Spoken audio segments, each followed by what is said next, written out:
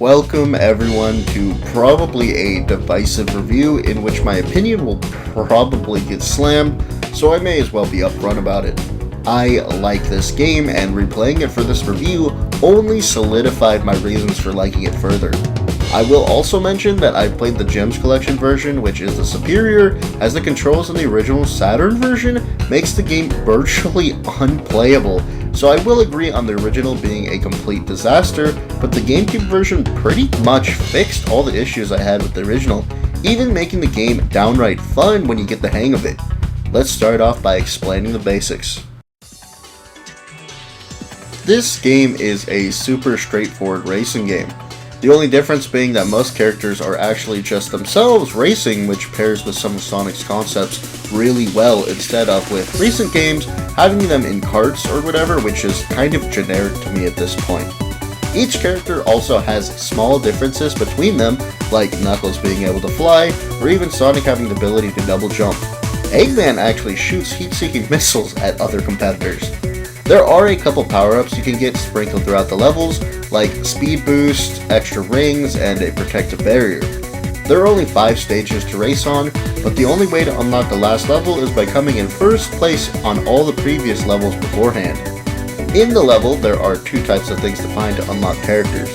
There are 5 character coins that can be collected in each level, except the last, that will initiate a race between the unlockable character of the course as long as you make at least 2nd place with the coins.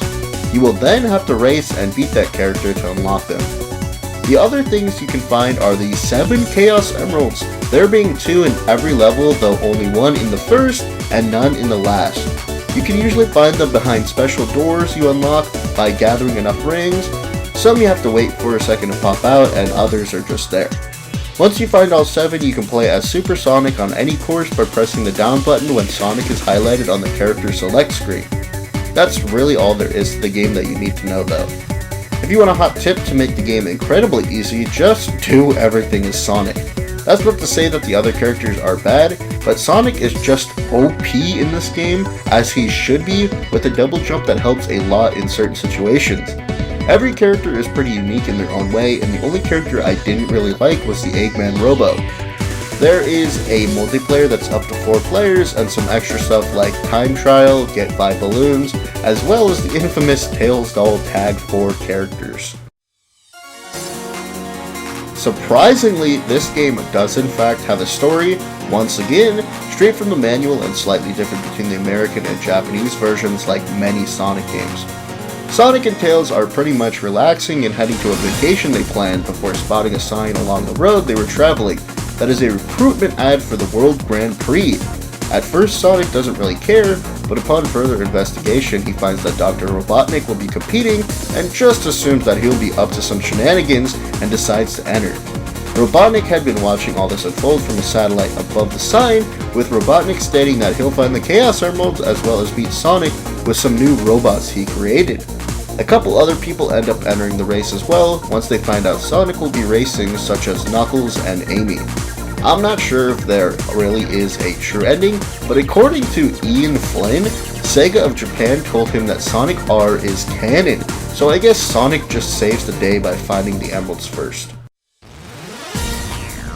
The first thing I'll say right off the bat is the music is absolutely amazing to me. This is divisive between different people, but maybe explaining that I don't really like racing games enough to know what kind of music would be in those games might show why. But I really think the soundtrack melds really well when I'm playing through the levels, and usually just find myself singing along at this point. The songs are cheesy as all hell, but I really like the charm of them, especially since I found out that the same person who made the amazing Sega Saturn Sonic 3D Blast music, Richard Chapez, made the music in this game as well. I kind of admire the gameplay additionally because as far as the short list of racing games I've played go, this was a little different. Rewarding exploration throughout the game with new characters and Chaos Emeralds just made me like it that much more. I thought the course designs were super creative as well because they were supposed to represent aspects of the original game design wise, and I think it more than worked out in the long run. Plus, the character designs are straight up some of the best to me, with the characters being weirdly extra pointy. My only con, and one many people most likely share, is that the controls are kind of slippery, but these can be overcome easily as I was able to 100% this game in under an hour and a half, which I guess, you know what, that is a second con, but quite honestly I like that it's super succinct. That way it isn't overstaying its welcome and becoming too unbearably ridiculous, especially considering they straight up made some characters just for this game, which are Metal Knuckles and Tails Doll. There was also fan service with the Eggman Robo, as it was the first time he was ever playable in any capacity. This is going to be some little extra things that I found while researching more on the game. This was actually the only mainline original Sonic game that wasn't a compilation on the Sega Saturn. The last Sonic game on the Saturn in general, and also the last classic Sonic game before the characters were redesigned for the Adventure series. The letter R goes a bit further from just standing for Racer on the PC version. If you look at all the courses' names, they all begin with the letter R.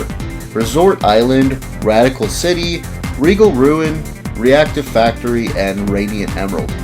This game was re-released 4 different times in collections on the PC before the PC port was then ported to GameCube and PS2 in the Gems collection. Some of the additions to the PC version were better controls, some character stat changes, and actually adding weather that would change how you raced in some areas, though that was mostly due to snow, which would make any water freeze over, and walkable though slippery. The only downgrade was some of the transparency effects in Radiant Emerald were taken away. So yeah, I definitely like this game, and I don't really think much is going to change my mind on the topic at this point. I just think it's a fun time, especially to play against other people who haven't played before, and see them start to acclimate to the game, or even come to love the music, because it really does jam. I do though 100% think that many people who think that this music doesn't fit the game can agree that in some capacity, this music is still really good. Hope you enjoyed, and see you next video.